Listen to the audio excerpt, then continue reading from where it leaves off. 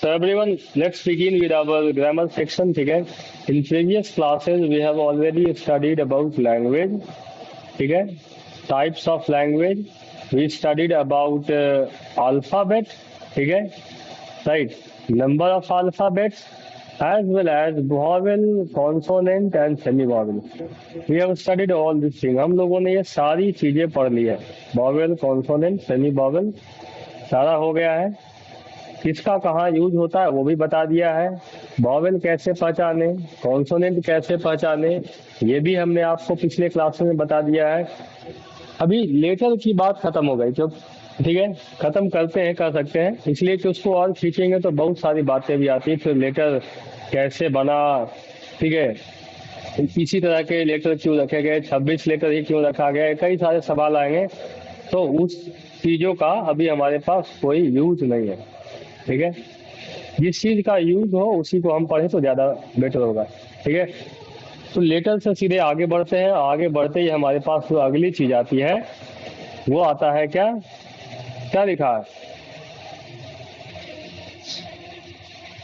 हाँ, हम लोग आज की कहानी शुरू करेंगे वर्ड से. ठीक है, देखिए टेक्स्ट यहाँ पे हमने शेयर कर रखा है, लेकिन मोस्ट ऑफ द टेक्स्ट आपके द्वारा पढ़ा जाएगा. हम बहुत कम पढ़ेंगे इसलिए कि आपके पढ़ने के सिस्टम को भी हम सुधारेंगे इसी के साथ, इसलिए स्क्रीन पे टेक्स्ट है. ठीक है, वर्ड की बात करते हैं. वर्ड को हिंदी में हम लोग शब्द कहते हैं. ठीक है, राइट. शब्द बनता कैसे है, तो जब एक से ज्यादा लेटर सही तरीके से अरेंज किए जाए और उसका एक सही मीनिंग आता हो तो उस चीज को हम लोग क्या कहते हैं, क्या कहते हैं, वर्ड कहते हैं. ठीक है, that's called word. Correct. Definition अगर इंग्लिश में देना हो तो group of letters with proper arrangement and meaning is called word. Clear. अक्षरों का एक समूह जो सही से अरेंज किया गया हो, का सही अर्थ हो, तभी वो वर्ड कहलाएगा. जैसे नीचे में कई सारे लिखे हैं, काउ है, हैट है, बॉय है, हैंडसम है, या यहाँ ये पूरा टेक्स्ट जो आप देख रहे हैं, आप एक एक सेट को उठा लो, सारे में से एक एक ग्रुप को, जो लेटर का ग्रुप है, ठीक है, वो सारा क्या है, सारा का सारा वर्ड है ना. हाँ, ठीक है. आप गौर से देखिए, सारे ये सेंटेंसेज में आपको लेटर का अलग अलग ग्रुप है. हर ग्रुप के बाद एक गैप छोड़ा हुआ है. ठीक है, वो दिखाता है कि जहाँ पे गैप है वहां से ग्रुप बंद हो गया, फिर अगला ग्रुप शुरू होता है. ठीक है, फिर अगला ग्रुप जो शुरू होता है उसके बाद फिर खत्म होते ही एक गैप है, मतलब फिर अगला ग्रुप शुरू होता है. इस तरह से अगर आप केयर करेंगे तो एक ही सेंटेंस में बहुत सारे वर्ड है. यहाँ से ऑल एक अलग वर्ड हो गया, द एक अलग वर्ड हो गया, वर्ड्स अलग वर्ड हो गया. सब क्या है, शब्दों, ये लेटर का समूह है. क्लियर, बात समझ में आई यहाँ एवरीवन. इसी, हाँ, हम जो वर्ड के बारे में पढ़ते हैं तो वर्ड की भी कहानी जो है बहुत लंबी जाती है. इसलिए वर्ड का एक अलग स्टडी आता है. लिंग्विस्टिक्स एक पार्ट होता है लैंग्वेज में. Science of language is called linguistics. क्या होता है, science of language is called, हाँ, लिंग्विस्टिक्स. ठीक है, एस लगेगा, लिंग्विस्टिक्स. राइट. तो लिंग्विस्टिक्स होता है भाषा विज्ञान, जिसमें आपको बहुत चीजें सीखना होता है. वर्ड कैसे बनता है, लेटर कैसे लिया गया, वर्ड कितने तरह के होते हैं. ठीक है, जैसे कुछ वर्ड मीनिंग के आधार पर लिए जाते हैं. ठीक है, कुछ वर्ड उनके बैकग्राउंड के आधार पर रखे जाते हैं. इस तरह से कई सारी चीजें हैं जो आपको पढ़ने को आता है. ठीक है, तो वर्ड की कहानी लिंग्विस्टिक्स में आती है. लेकिन लिंग्विस्टिक्स का वो ब्रांच जिसमें सिर्फ वर्ड के बारे में पढ़ा जाता है. क्या पढ़ा जाता है, सिर्फ वर्ड के बारे में. उसको क्या कहते हैं, उसको क्या कहते हैं, हाँ, दैट्स कॉल्ड इटमोलॉजी. क्या पढ़ते हैं ना, इटमोलॉजी नहीं, द वर्ड इज इटमोलॉजी. हम आपको एक प्रोनाउंसिएशन सिखाते. ठीक है, राइट. हम लोग एक नहीं, एक ही तरह के कई सारे वर्ड हैं जिसको हम लोग हमेशा से गलत पढ़ते आए हैं. हम आज उसको सुधार देते हैं. ठीक है, आपके लिए. राइट. चलिए बताते हैं आपको कौन सी चीज को सुधारने की जरूरत है। मैं एक वर्ड लिखता हूँ, आप लोग पढ़ के बताइएगा क्या लिखा हुआ है, यहीं पे लिखते हैं, ठीक है। ये क्या लिखा हुआ है? बायोलॉजी। और कोई? बायोलॉजी। चलिए दैट्स फाइन, चलिए ठीक है। Right, exactly. इसको पढ़ने का सही तरीका है बायोलॉजी या बायोलॉजी ऐसा कुछ नहीं है। The word is biology. What is that? हाँ, फिर बायोलॉजी, बायो अलग कीजिए, बायो, उसके बाद थोड़ा स्पीड में बायोलॉजी, फिर वही बायोलॉजी। ठीक है, कम ऑन करेक्ट इट, मेरे साथ रिपीट करो, बायोलॉजी। चलिए एक एक करके हम ये रिपीट करा, ये बहुत जरूरी चीज है, हम आपको बता दें, इसके साथ कई सारे वर्ड आते हैं। चलिए अनिल रिपीट इट, बायोलॉजी।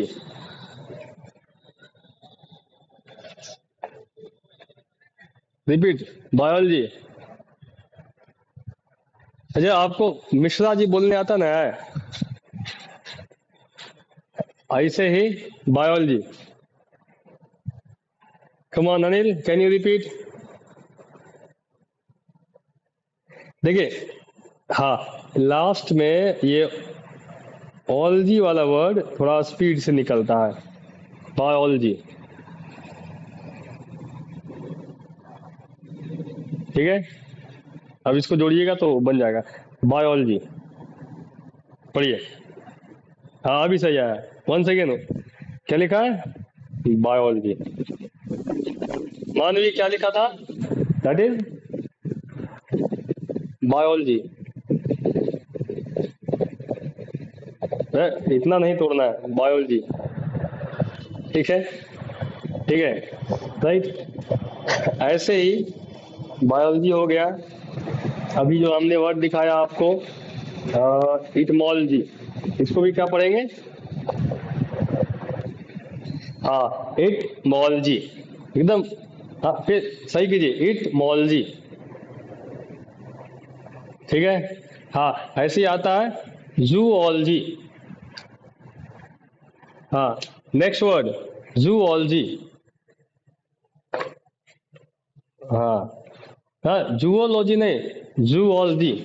ठीक है, हाँ, राइट। अब ऐसे ऐसे वर्ड को आप जमा करके इसी तरीके से पढ़ना सीखिए, ठीक है, राइट। क्योंकि बहुत सारे लोग इसको गलत पढ़ते हैं, psychology, biology, psychology, zoology.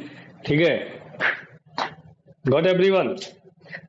Psychology नहीं, साइकोलॉजी। क्या है वर्ड? हाँ अभी सही आया, साइकोलॉजी, राइट। इसको जितना अच्छा सुधार लीजिएगा आपके लिए बढ़िया होगा। चलिए आगे देखते हैं। तो स्टडी ऑफ वर्ड क्या कहलाता है? पढ़िए। तो उसमें था नहीं इटमोलॉजी, एक और कोई आया है, करेक्ट, इटमोलॉजी। चलिए नेक्स्ट है हमारे पास। हाँ, जितने लोग कॉम्पिटिटिव वाले हैं वो ध्यान दें, ये इटमोलॉजी वर्ड कॉम्पिटिटिव में पूछा जाता है, अक्सर पूछा जाता है। एग्जैक्टली यही स्टेटमेंट रहेगा, what is called study of words. Clear? तो आप इस बात का पूरा पूरा ध्यान रखें, वहाँ पे इटमोलॉजी वर्ड दिया रहेगा। इटमोलॉजी के साथ में ऑप्शन में सिमेंटिक्स हो सकता है, मॉर्फोलॉजी हो सकता है, ठीक है, राइट, ध्यान दीजिएगा। चलिए आगे बढ़ते हैं। हम लोगों ने पढ़ा अभी व्हाट इज वर्ड। तो group of letters with proper arrangement, proper meaning is called word. Study of word is called etymology. ये तो बता दिया, कोई दिक्कत किसी को? चलिए दैट्स फाइन। अभी क्या है कि थोड़ी सी अगर हम हिस्ट्री में जाते हैं तो आपको एक चीज जानने को मिलेगा कि इंग्लिश बहुत गरीब भाषा रही है। ठीक है, हम इंग्लिश पढ़ा रहे हैं फिर भी ये बोल रहे हैं, थोड़ा सुनने में अजीब होता है, लेकिन सच्चाई यही है। हमारी हिंदी अगर सही तौर पे देखा जाए तो बहुत ही समृद्ध भाषा है। Hindi is complete language in itself. ठीक है, ये खुद में कंप्लीट है, राइट। लेकिन इंग्लिश की बात करेंगे तो इंग्लिश कभी खुद में कंप्लीट नहीं रहा है, इसमें बहुत सारी समस्याएं हैं बिगिनिंग में जब बात करते हैं तो इंग्लिश में बहुत कम शब्द थे, ठीक है। फिर धीरे धीरे कुछ ऐसे लोग हुए इंग्लिश में जिन्होंने इंग्लिश में बहुत सारे वर्ड जोड़े। इसमें सबसे बड़ा नाम आता है विलियम शेक्सपियर का, ठीक है। नाम सुना है आप लोगों ने? हाँ, तो whenever you heard about William Shakespeare you should know William Shakespeare ने इंग्लिश में शब्दों की संख्या बढ़ाने में बहुत बड़ा योगदान दिया है। मुझे एक्यूरेट नहीं पता कितना, लेकिन कई हजार वर्ड उसने जोड़े हैं, ठीक है। अपने राइटिंग के जरिए किताब वगैरह लिखते थे, नाटक में, तो उन्होंने नए नए शब्द यूज किए और वो शब्द बाद में इंग्लिश में यूज किया गया, ठीक है। ये हो गया, तो इंग्लिश में पहले विलियम शेक्सपियर ने जोड़ा। फिर क्या हुआ कि इंग्लिश में शब्दों की संख्या बढ़ने के और भी कारण आए, ठीक है। जिस इंग्लैंड को हम लोग इतना जानते हैं कि दुनिया पर शासन किया, उस इंग्लैंड का इतिहास दुनिया देखने से पहले कुछ और था। पहले दुनिया वालों ने उसको देखा। कहने का मतलब क्या है, हम आपको बताते हैं पूरी कहानी, कैसे कैसे इंग्लिश में शब्द बढ़े हैं। ये चीज ध्यान रखिएगा ताकि आपको कभी बाद में कंफ्यूजन नहीं रहेगा, ठीक है। राइट। सी दुनिया में पहले अगर देखा जाए कब से, 11th सेंचुरी या 10th सेंचुरी के पहले की बात अगर देखा जाए, ठीक है, 500 के आसपास, ठीक है, 500 ईस्वी के आसपास में इंग्लैंड उतना ज़्यादा फेमस नहीं था, और इंग्लैंड बस कुछ जनजातियों का निवास स्थान रहा, ठीक है, जो जर्मनी से उठ के गए थे। इसमें आता है मुझे ठीक से अभी याद नहीं है, एक तो आता है एंग्लो सेक्शन, ठीक है, एक जनजाति, एक जूट्स नाम के थे, ठीक है, एक केल्टिक थे, यही लोग गए हैं, ठीक है।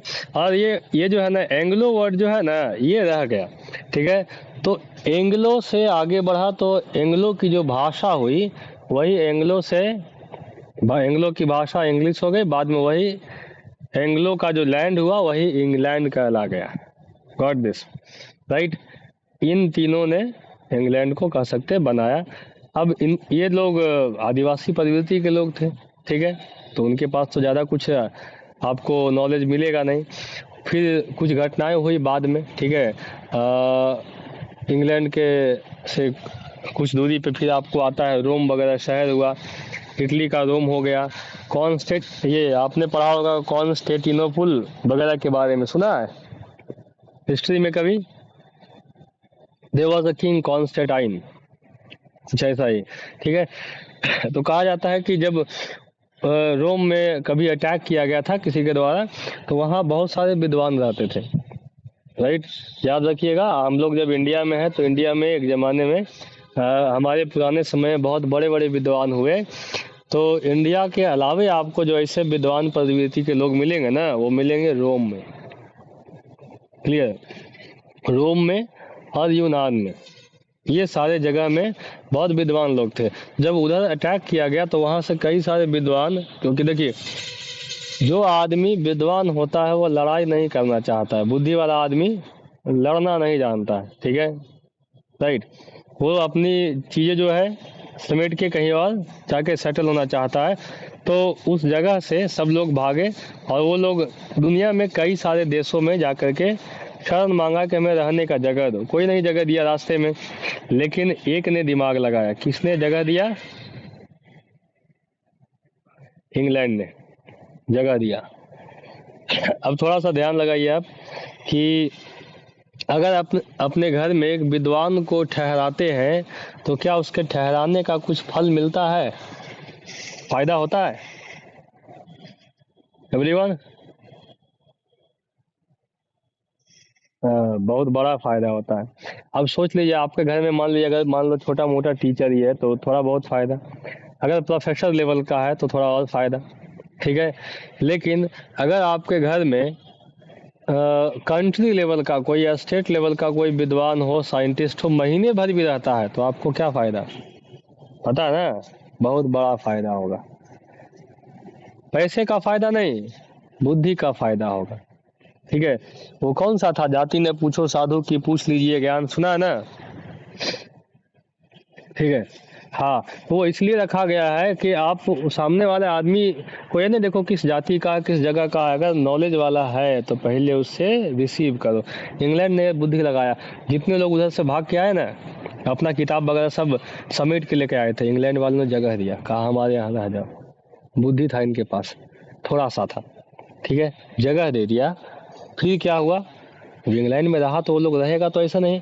बुद्धिमान आदमी के पास एक चीज देखिएगा, ज्यादा पढ़ा लिखा आदमी जब शांति से बैठेगा ना, उसके सामने कोई आदमी सिर्फ मन बना के बैठ जाए, कह दे कि हमको कुछ सिखाइए, ठीक है, उसको जब एहसास हो जाए कि ये सही में सीखने के लिए बैठा है, कि हम इसको सिखा सकते हैं, सीखेगा, तो ये नहीं देखेगा कि हमारे ये हमें इससे क्या फायदा मिलेगा, लेकिन सिखाएगा जरूर, ठीक है।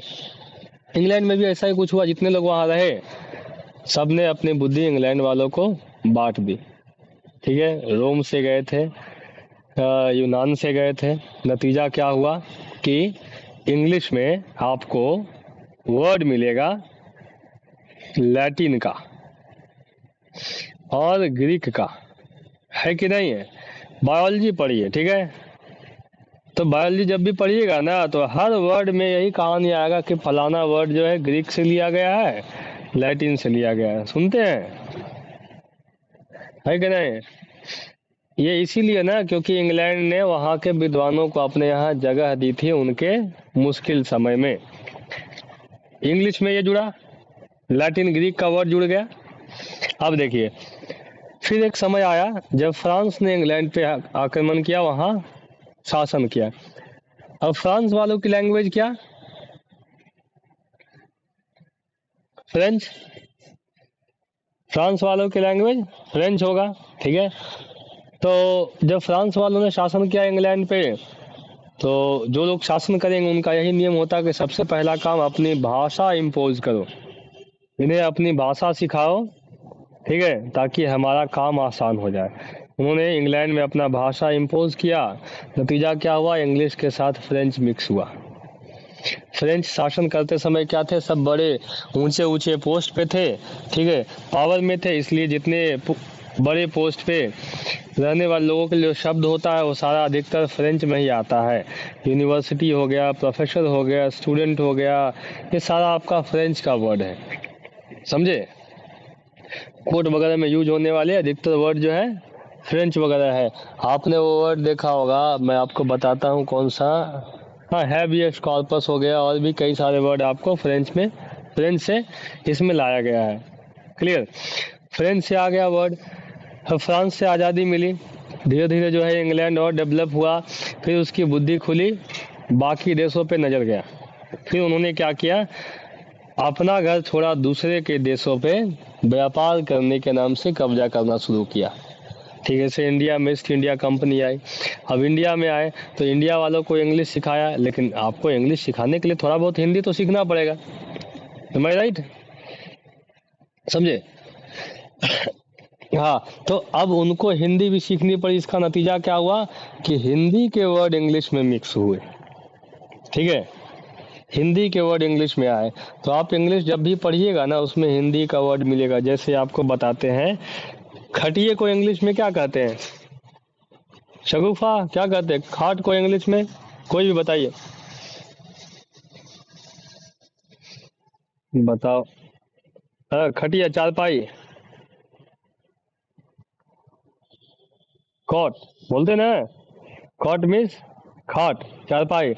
अब ये कॉट आने का सेंस क्या बनता है कि अगर किसी अंग्रेज को बोला जाए, पूछा ये क्या है, चार पैरों पे खड़ा, कहा ये खाट है साहब, तो वो अंग्रेज आदमी खाट बोल नहीं सकता है, ठीक है, और वो खाट बोलते बोलते कहानी आ गया कॉट पे, ठीक है, स्पेलिंग वैसे छाप दिया, ये इंग्लिश में आ गया। और देखिए आपको ऐसे ही मिल जाएगा वर्ड। जंगल बुक सुना है, जंगल बुक का जंगल जो है हिंदी है कि इंग्लिश है, हिंदी है सर, हिंदी से लिया गया, ठीक है। और सुनिए, महाराजा आपने सुना होगा, ये भी वर्ड इंग्लिश में यूज होता है, हिंदी का है, ठीक है। एक वर्ड और बहुत बढ़िया वर्ड आपको बताते हैं, जगन्नाथ, जगह नाम सुना है, प्रशांत बताए थे आपको, जगन्नाथ जगह है ना, जगन्नाथपुरी, ठीक है। तो जगन्नाथपुरी में रथ यात्रा निकलता है, राइट। उस जमाने में भी, अंग्रेजों के जमाने में भी होता था, और ये बहुत ज्यादा विशाल था। It was such massive rally कि वो देख करके सरप्राइज थे कि this is something which can not be stopped. इतनी भयानक भीड़ जिसको आदमी चाहे तो रोक नहीं सकता है, ठीक है। अब अंग्रेज आदमी जगन्नाथ बोल नहीं सकता, जगन्नाथ अंग्रेज कैसे बोलेगा?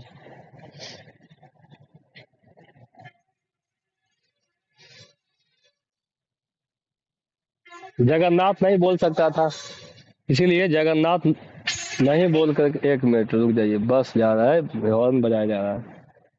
तो जगन्नाथ को उन्होंने क्या पढ़ा? जगरनॉट। क्या पढ़ा? हाँ, ये juggernaut, this is an English word, ये वर्ड इंग्लिश में है। इसका मतलब होता है कुछ ऐसा जो बहुत ज्यादा विशाल है, उसको रोक नहीं सकते हैं, दैट इज कॉल्ड जगरनॉट। समझे एवरीवन? हाँ। जगह, आप लोगों में से किसी ने डेडपुल 2 देखा है? डेडपुल 2 मूवी देखा है कोई? नहीं। डेडपुल 2 देखिएगा, उसमें विलेन का नाम जगरनॉट है, हॉलीवुड है, उसमें विलेन का नाम जगरनॉट रखा है। ये इंडिया का जगन्नाथपुरी है, ठीक है। हाँ। ऐसे ऐसे कई सारे वर्ड आपको हम दिखाएंगे बाद में, जो हिंदी से लिया गया। तो इंग्लिश बहुत गरीब भाषा रही है, उन्होंने अलग अलग लैंग्वेज से शब्दों को लिया है, जोड़ जोड़ के आज इंग्लिश की इतनी बड़ी डिक्शनरी बन पाई है, ठीक है। सुनामी लीजिए, जापान से आ जाता है। चेकमेट लीजिए, अरब से आ जाता है, ठीक है। ये और भी कई सारे वर्ड ऐसे ही जुड़ते चले गए। क्लियर? समझे? और उसके बाद शुरू होता है हमारा पूरा डिक्शनरी की कहानी। एक बहुत बड़ी डिक्शनरी हमारे हाथों में थमा दी गई, ठीक है। लेकिन जो इतने सारे वर्ड हमें दिए गए हैं, क्या आपको पता है उन सारे वर्ड को अगर हम अलग अलग कैटेगरी में बांटना शुरू करें, ठीक है, राइट। जैसे हिंदी में हम लोग पढ़ते संज्ञा, सर्वनाम, विशेषण, ऐसे करके उस आधार पर अगर बांटना शुरू करें तो कितने कैटेगरी में बटेगा सारे के सारे वर्ड, पता है? एनीवन? हेलो? हाँ, देखिए, अगर हाँ डिक्शनरी के सारे वर्ड को आप बांटेंगे उस तरह से कैटेगरी वाइज, तो टोटल मिला के वो बनेंगे 8 कैटेगरी में, ठीक है, राइट। अब ये 8 कैटेगरी क्या हुआ? तो ये जो 8 कैटेगरी हम लोग पढ़ते हैं ना, जितने में वर्ड को बांटा गया, यही 8 कैटेगरी आपको पार्ट्स ऑफ स्पीच के नाम से जाने जाते हैं। आप डिक्शनरी का कोई भी वर्ड उठाएंगे तो या तो वो नाउन रहेगा, या तो प्रोनाउन रहेगा, या तो वर्ब रहेगा, या एडजेक्टिव रहेगा, उसी 8 में से कुछ एक रहेगा। That will not go beyond that 8 categories, वो 8 कैटेगरी से बाहर नहीं जाएगा। समझ गए? ठीक है। तो हमारे पास जो अगली चीज अभी पढ़ने के लिए है, वो है पार्ट्स ऑफ स्पीच, ठीक है, राइट। तो असल में ये उन वर्ड्स का ही कैटेगरी है, ठीक है। चलिए, all the words in the English language have been categorized in total 8 categories, and those 8 categories are called parts of speech. उन्हीं 8 कैटेगरी को हम लोग क्या कहते हैं?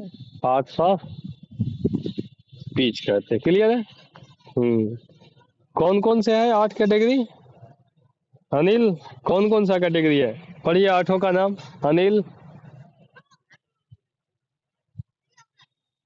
अनिल है?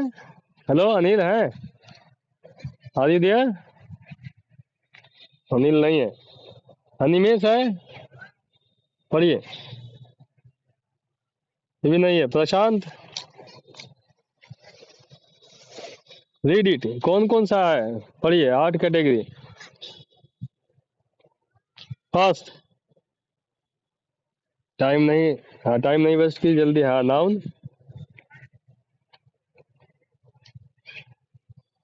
हाँ, करेक्ट है। ठीक है, हमारे पास नाउन है पहले। Pronoun, verb, adverb, adjective, preposition, conjunction and interjection.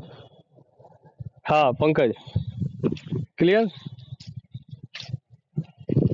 यहाँ तक में किसी को कोई डाउट? चलिए, अनिल है ज्वाइन अगेन।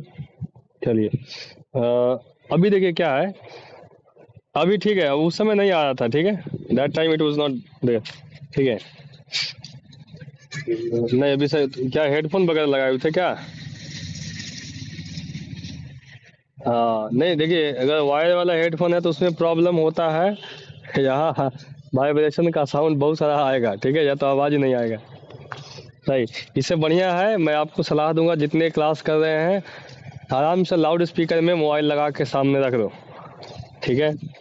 नहीं तो घर में और कोई स्पीकर है उसको भी जोड़ दो, ठीक है, आपको नींद नहीं आएगा, इसका यही फायदा है।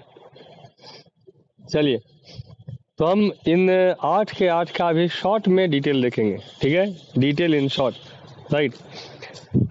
Then later we have to study all this thing in detail, बाद में इन सारे चीज़ों का पूरा फुल डिटेल पढ़ना है, वो हम आपको बाद में बताएंगे। अभी देखते हैं ना, कहानी नाउन से शुरू करते हैं, ठीक है। चलिए, आप में से कितने लोगों ने नाउन के बारे में पढ़ा है?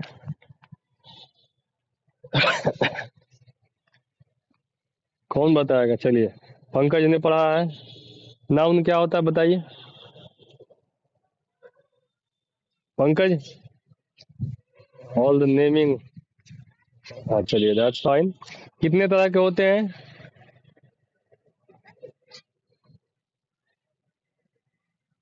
कितने? 5। 2। Countable noun, uncountable noun. चलिए Anil, you have idea something about noun? Noun कितने तरह के? No idea. Prashant, unmute. Noun कितने तरह के?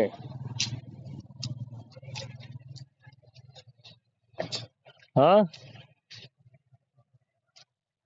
4 तरह के। कौन कौन से गिनिए?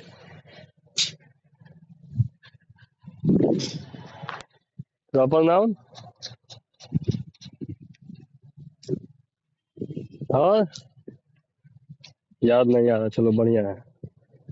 चलिए अगले आदमी से, शगुफा, आर यू देयर? है। चलिए नाउन के टाइप्स बताइए।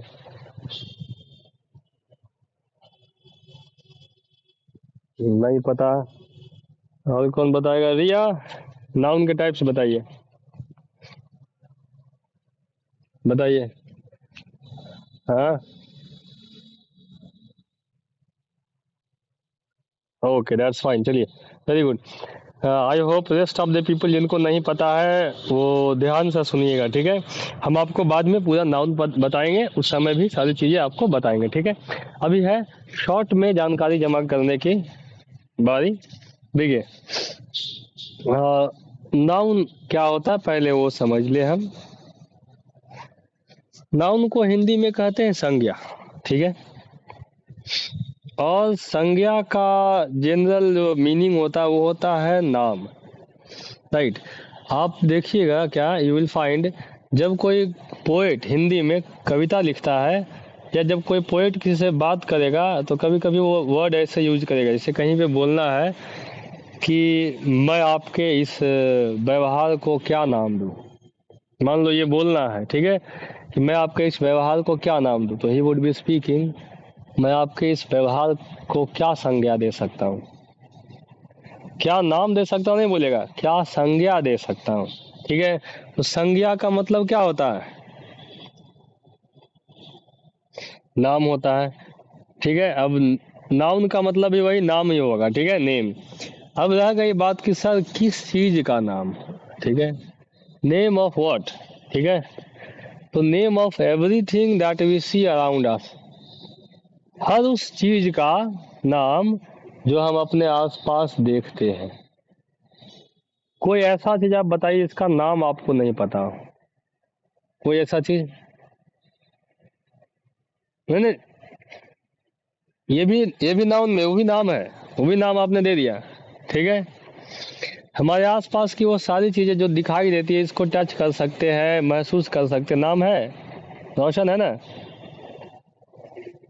हाँ, बिना नाम का कोई चीज कुछ नहीं है सर। जिसका नाम नहीं पता रहेगा ना आपको, देखिए हम आपको एक प्रैक्टिकल सिचुएशन बताते हैं। आपको नाम नहीं पता। आप किसी दुकान में गए, ठीक है, मान लीजिए आप किसी दुकान में गए, कुछ सामान खरीदना था, दुकान के पास खड़े हो गए और उसके बाद नाम नहीं पता जिसको खरीदना है, ठीक है, दुकान वाले को एक्सप्लेन कर रहे हैं, ठीक है। जैसे एक होता है, मैं भूल गया क्या होता है, एक किचन में यूज होने वाला एक टूल होता है, मैं उसका इंग्लिश नाम भूल गया, ठीक है, जिससे हम लोग झाड़ू लगा करके और धूल उठा लेते हैं, ऐसा हैंडल लगा होता है, देखा ना।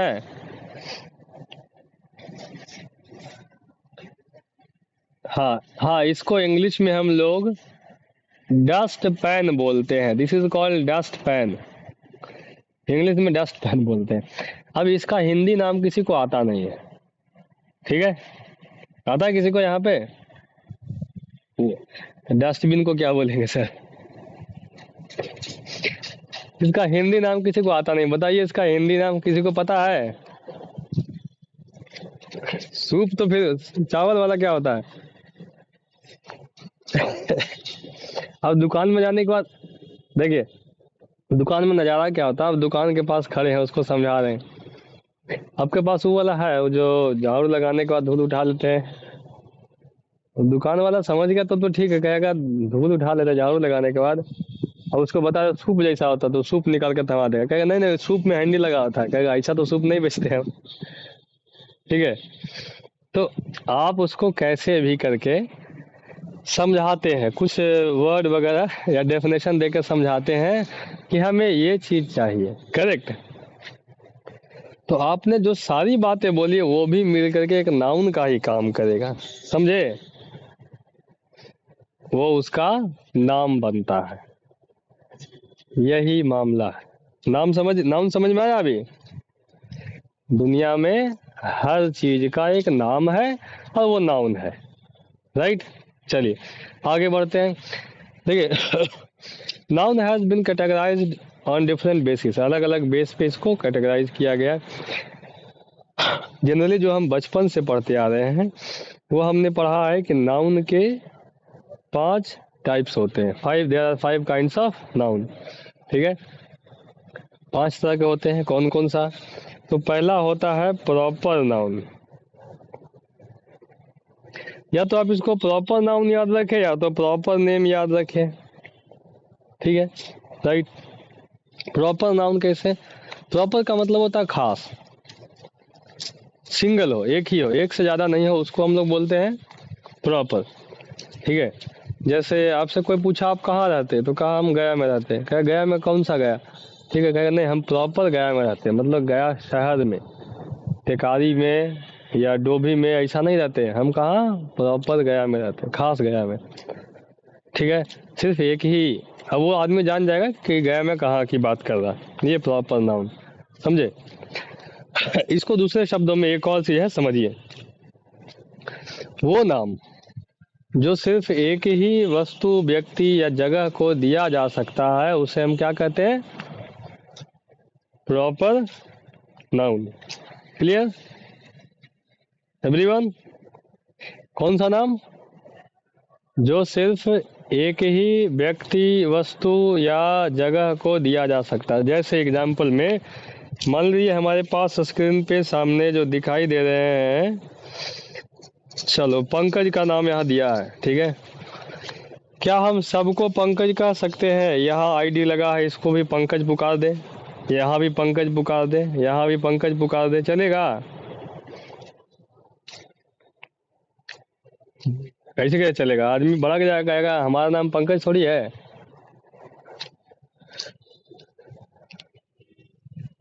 नहीं नहीं, ये नाम आपको जो मिला है इस नाम से किसी और को पुकार सकते हैं, अगर उसका वो नाम नहीं है तब नहीं पुकार सकते, यही मैं कहना चाह रहा हूँ। वो आपके लिए प्रॉपर आपको दिया गया है, बांटा नहीं गया है, ठीक है। तो जो नाम एक ही व्यक्ति, वस्तु को बांटा जाए वही प्रॉपर नाउन, ठीक है। हाँ, अब ये प्रॉपर नाउन हो गया। आगे देखिए, प्रॉपर के बाद हमारे पास दूसरा आता है कॉमन नाउन। ठीक है, कॉमन समझते हैं, बहुत कॉमन मीनिंग है इसका, राइट। कॉमन का मतलब जनरली आम होता है, खाने वाला नहीं, जनरल वाला आम।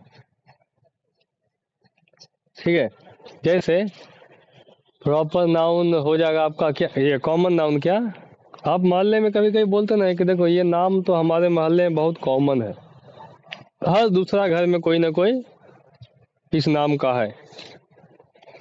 ठीक है, जैसे हाँ राहुल हो गया, कॉमन नाउन है ना। अब जाइए हर मोहल्ले में 4 राहुल मिलेगा। ठीक है, राज हो गया, है ना, या राजकुमार हो गया, हर घर में बच्चा, पेरेंट्स को लगता है कि हमारा बच्चा राज है। ठीक है, जो सब कुछ राज रखता है, बताता कुछ नहीं है। ठीक है, तो वो हो गया, ऐसे कई सारे मिल गए तो वो हो गया आपका कॉमन नाउन। ठीक है, राइट, जो नाम सबको दिया जा सकता है, बहुतों को दिया जा सकता है। अब जैसे इसमें कुछ और एग्जाम्पल, मान लीजिए अगर एक आदमी को हम लोगों ने डॉक्टर कहा कि देखिए मिलिए इनसे, ये डॉक्टर है, तो क्या दूसरा आदमी कोई जो वही काम करता है उसको डॉक्टर नहीं कर सकते हैं? कर सकते हैं। अगर कोई इंजीनियर है तो कोई दूसरा आदमी जो उसी फील्ड में काम करता है उसको इंजीनियर कह सकते हैं। हर एक आदमी जो उस फील्ड में हो उसको वो नाम दे सकते हैं, करेक्ट। तो ये कईयों को हमने बांट दिया, इसलिए ये हो गया कॉमन, ये कॉमन नाउन। ध्यान रखिएगा सिंपल वे में कि एक नाम जो एक को दिया जाए प्रॉपर, एक नाम जो बहुतों को दिया जाए वो कॉमन। ठीक है, अब थोड़ा सा हम आगे बता के आगे बढ़ते हैं। एक प्रॉपर नाउन कॉमन हो सकता है, proper noun can become common very easily, बहुत आसानी से हो सकता है। जैसे यहाँ पंकज है, अभी क्लास में 4 पंकज होते हैं, तब हो गया कॉमन। अब चारों को हमको प्रॉपर करने के लिए फिर करना पड़ता क्या, पंकज 1, पंकज 2, पंकज 3, पंकज 4। अब ये फिर से प्रॉपर हो गया, क्योंकि हम पंकज 1 बोलेंगे तो एक ही पंकज सुनेंगे, पंकज 2 बोलेंगे तो नंबर 2 के पंकज सुनेंगे, समझे। ये हो गया प्रॉपर से कॉमन होना और कॉमन से प्रॉपर वापस बनाना। क्लियर? अनिल क्लियर? अनिल है? चलिए, है अनिमेश है, आज नहीं आया वो। प्रशांत समझ गए? आज थोड़ी कहानी क्या है कि बहुत जगह आज रिसेप्शन होगा, कल बाराती था, आज जबरदस्त रिसेप्शन है सब जगह, सब आदमी सुबह से भूखा होगा। ठीक है, तो क्लास में बहुत सारे नहीं आए हैं क्योंकि अ, हाँ, क्लास में आने के बाद हो सकता है हमारी बात सुन के पेट भर जाए तो फिर क्लास करेगा कौन, समझे ना, मतलब वहाँ खाएगा कौन, रिसेप्शन वाला। तो इसलिए आदमी सब जो है घर में बैठा होगा, समय घड़ी देख रहा होगा, या बार बार मैसेंजर भेज के पता करवा रहा होगा कि शुरू हुआ कि नहीं हुआ। ठीक है, हाँ, अभी जैसे अनिमेश हो गया, अजय भी नहीं आए हैं, और भी कई सारे लोग नहीं आए हैं, तो they must be busy in that only. चलिए, तो कॉमन हो गया, प्रॉपर हो गया, इसके बाद तीसरे नंबर पे हमारे पास आता है कलेक्टिव। कलेक्ट का मतलब क्या, कलेक्ट मीन्स जमा करना, क्या होता है? ठीक है, तो कलेक्ट मीन्स जमा करना। अब कोई भी चीज बहुत सारा जमा कर लीजिए, तो जमा करने के बाद उसका नाम रखते हैं कुछ, जो नाम रखते हैं ना जमा करने के बाद, वही कलेक्टिव नाउन होता है, समझे, राइट। जैसे बहुत सारे भैंस अगर एक जगह जमा हो तो लोग नहीं कहते कि क्या तुम गौशाला खोल दिया, बोलते कि नहीं। तो जहाँ बहुत सारे भैंस जमा हुए गौशाला हो गया। ठीक है, बहुत सारे, मान लीजिए घर में अगर 12-15 बच्चे हैं, ठीक है, कोई बाहर से आदमी अगर तो कहेगा ये घर है स्कूल है, बोलते ना है, राइट। स्कूल क्यों बोल दिया, क्योंकि स्कूल में क्या होता है, बहुत सारे लोग जमा होते हैं, बहुत सारे बच्चे, तब वो जगह स्कूल कहलाता है। ठीक है, आ, आ, क्या था वो, किसी ने मूवी देखा वो राजपाल यादव की मूवी चुप चुप के? हाँ, कपड़ा धोते समय पूछता है वो आदमी कि इस घर में कितने परिवार रहते हैं, जवाब देता है 15-16। तो क्या बोलता है, इसको इसको घर क्यों बोलते हैं, इसको जिला खैर नहीं घोषित कर देते हैं। ठीक है, जिले का मतलब क्या, जब बहुत सारे लोग इकट्ठे होंगे तब वो जिला कहलाएगा। ठीक है, तो यही इकट्ठा होने के बाद जो नाम दिया जाता है वही होता है कलेक्टिव नाउन। समझ गए बात को? बहुत सारे लकड़ी बांधा तो लकड़ी का गट्ठर हो गया, बहुत सारे लोग जमा हुए, लोगों की भीड़ हो गई, बहुत सारे स्टूडेंट्स कहीं बैठ गए तो वो क्लास हो गया, जानवर बैठ गए, जानवरों का झुंड हो गया, बहुत सारे चोरी करने वाले लोग इकट्ठे हुए तो गैंग बन गया, गिरोह बन गया। ठीक है, ये कलेक्टिव नाउन। क्लियर? आपको कलेक्टिव नाउन का एक लिस्ट दिया जाएगा बाद में, याद करने के लिए जरूरी होता है। ठीक है, फिलहाल मैं आपको एक कलेक्टिव नाउन बताते हैं, बहुत बढ़िया चीज है।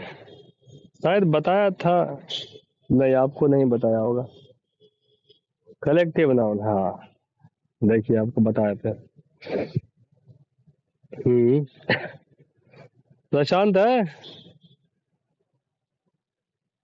Do you have Prashant here? ओ है, लेकिन सो गया लगता है। चलिए हम एक वर्ड लिख रहे हैं। ठीक है, प्रशांत अभी मीनिंग नहीं बताएंगे, उनको आता होगा शायद। ठीक है, बाकियों में से कोई बताएंगे?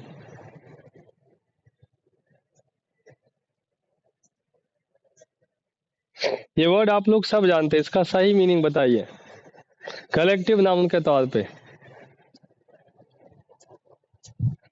पार्लियामेंट, पार्लियामेंट का कलेक्टिव नाउन के तौर पे मीनिंग क्या होगा? क्या जमा होगा तो उसको पार्लियामेंट कहेंगे? नेता? नहीं नहीं नहीं, आप थोड़ा सा गलती कर रहे हैं। और कोई?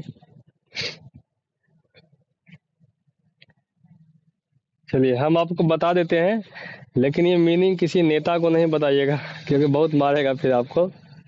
ठीक है, पार्लियामेंट जो होता है, पार्लियामेंट झुंड होता है। किसका झुंड? बता देते हैं। नहीं नहीं नहीं, आप जो सोच रहे हो नहीं, पार्लियामेंट झुंड होता है, ग्रुप होता है। किस चीज का? उल्लुओं के झुंड को पार्लियामेंट कहते हैं। ठीक है, समझ गए? हाउल में उल्लू होता है और उल्लुओं के झुंड को पार्लियामेंट कहते हैं। हमने इसलिए पहले बोला किसी नेताजी को नहीं बताइएगा, भड़क जाएगा। बोले हमको पार्लियामेंट में, हाँ बोले कि हम पार्लियामेंट में जाना चाहते हैं, तो आप कहीं कच्चा समझ गए आप कहाँ जाना चाहते हैं। ठीक है, चलिए आगे। हाँ, पार्लियामेंट में उल्लुओं का झुंड होता है। ये पार्लियामेंट अलग, संसद भवन अलग होता है। ठीक है, लेकिन जो नेताओं की दशा दिखती है उसके कारण हमको लगता है कि असल में नेताजी जहाँ बैठते हैं असल में वो पार्लियामेंट कुछ ऐसा ही होता होगा, उल्लुओं के झुंड जैसा है। ठीक है, हाँ, जहाँ शेर जमा होते हैं उसको हम लोग प्राइड बोलते हैं, शेर के झुंड को प्राइड बोलते हैं। मछलियों के झुंड को हम लोग स्कूल बोलते हैं। समझ गए? हाँ, मछली जो है स्कूल जाते हैं, इसलिए स्कूल में आप उन्हें पढ़ते भी हैं। ठीक है, चलिए कौन कौन सा हो गया? कलेक्टिव नाउन हो गया, प्रॉपर नाउन, कॉमन नाउन। अब हम बात कर लेते हैं अगले की। अगला हमारे पास जो है मटेरियल नाउन पहले, उसके बाद आखिरी में एब्स्ट्रैक्ट। कितने लोगों को यहाँ पे मटेरियल का डेफिनेशन पता है, साइंस में जो पढ़ा है?